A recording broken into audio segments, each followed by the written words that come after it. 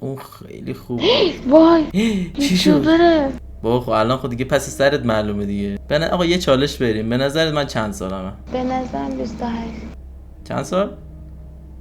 چرا اینجوری میکنی؟ یه سن آقا اینا پرسیدم. پشت سرتونه. داداش دوقلو داری؟ داداش دوقلو داری اومدی من رو اسکار کنی برو بابا. چی میگی؟ من دارم میگم چالش، بعد میگی داداش دو قلو آینه اسکل کنی. چی میگی؟ نمیفهمم جدی. اون کیه اونجا؟ کیه اونجا؟ اینو پشت میگی؟ سرت. اینکه آره آینه است. چی داری میگی؟ نگاه کن الان خودم هم دیگه. چیه؟ داداش دو قلومه این؟ نیستا. آقا برم بابا بینیم. یا خدا.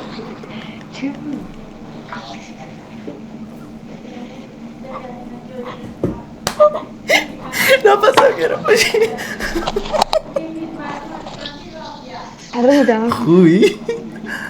اوکی. خدا لعنت.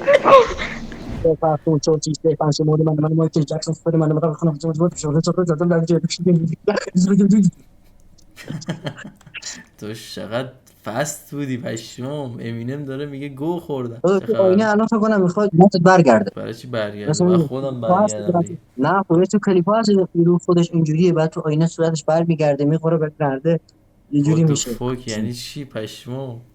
یعنی بر نمیگرده اون ندیدی جلوش برمیگرده؟ نه خدایی ناموسن اسم نه حاجی ما اسباب کشی کردیم این آینه رو گذاشتم اینجا. بعد چیه جن یعنی همون مثلا ایدی این نگاه جلو میکنه بعد اونم نگاه جلو میکنه. حاجی بس حاجی من میدونستم به خدا، من تو رو میشناسم. چطوری؟ سلام داش، چطوری داداش؟ اگه تونستی سن منو حدس بزنی 27. چند؟ پشمام او آینه خب پشت سرت. خب آینه چی پشت سرت شد؟ یه لحظه من نگاه کرد. پرو نگاه کرد؟ به خدا به چی جان زدی راستشو به بگو. جان عزیزم یه لحظه من نگاه کرد. مگه میشه آینه تو رو نگاه کن داداش؟ خب من باید بابا برگردم. انکاس تو اینطوری من نگاه کرد الان. بابا به شرفم دارم راست میگم اونجا. یعنی برگشت خودش؟ آره ولی خدایی حالا ول کن اینو. حالا داری من ایسکا میکنی ول کن. بگو چند سالمه دیگه. 25 سالته. 24 داداش بذار بقیه پشمام ریخته. چجوری دقیق گفتی؟ من 26 ام حالا، ولی حالا قبول خب میکنیم ازت. خدایی خوب گفتی. باز نگاه کرد ناکو انکاس داخل آینه. بابا این فیلتر بود از اولش هم گفتم. ای نالوتی نالوتی. نالوتی